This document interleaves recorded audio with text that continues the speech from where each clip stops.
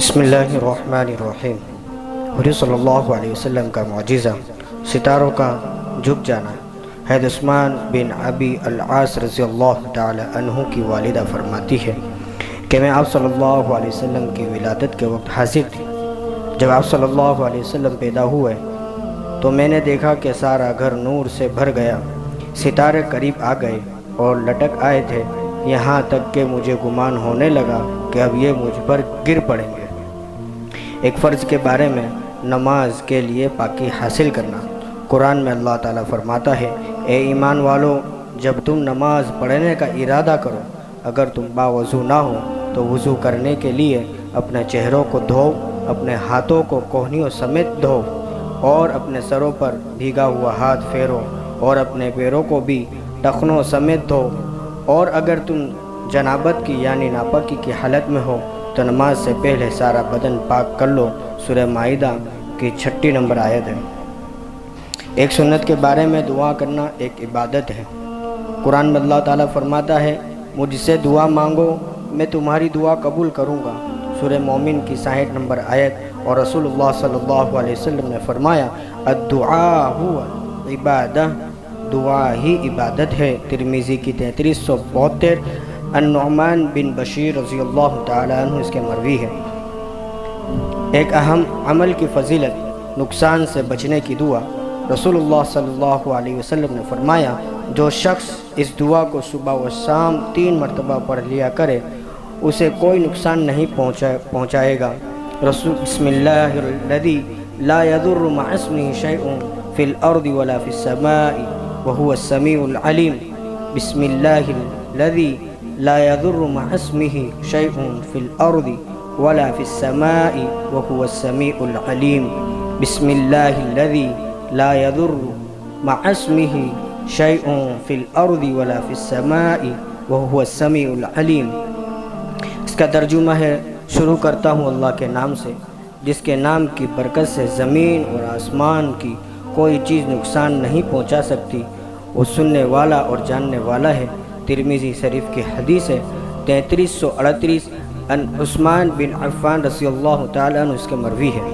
ایک گناہ کے بارے میں، سود کھانا۔ قرآن میں اللہ تعالیٰ فرماتا ہے، جو لوگ سود کھاتے ہیں تو کل قیامت کے دن قبروں سے اس شخص کی طرح اٹھیں گے جیسے کسی کو جن یا بھوت پکڑ کر پاگل بنا دیا ہو۔ سورہ بقرہ کی آیت 257۔ دنیا کے بارے میں، دنیا پر راضی ہونا۔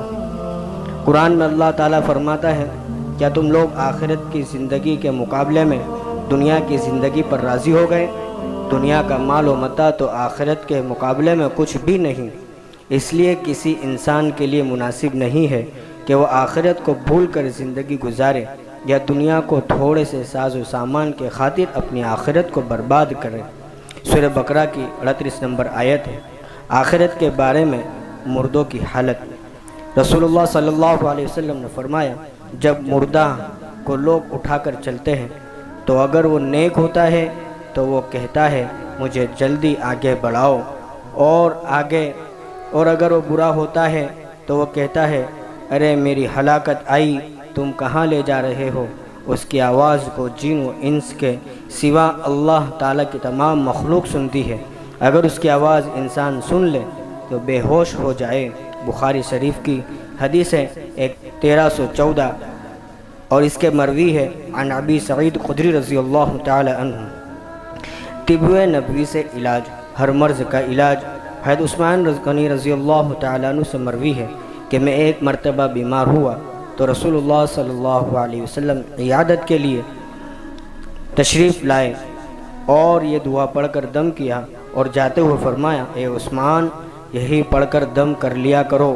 بسم اللہ الرحمن الرحیم، اعیذک باللہ الاحد الصمد الذی لم یلد ولم یولد ولم یکن له کفوا احد من شر ما یجد۔ اعیذک باللہ الاحد الصمد الذی لم یلد ولم یولد ولم یکن له کفوا احد من شر ما یجد۔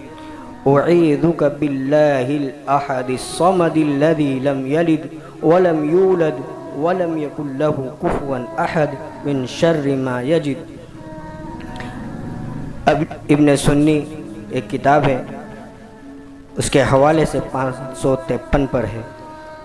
نبی صلی اللہ علیہ وسلم کی نصیحت. رسول اللہ صلی اللہ علیہ وسلم نے فرمایا لوگوں کو دین سکھاؤ اور خوشخبریاں سناؤ اور دشواریاں پیدا نہ کرو، اور جب تم میں سے کسی کو غصہ آئے تو اسے چاہیے کہ خاموشی اختیار کرے.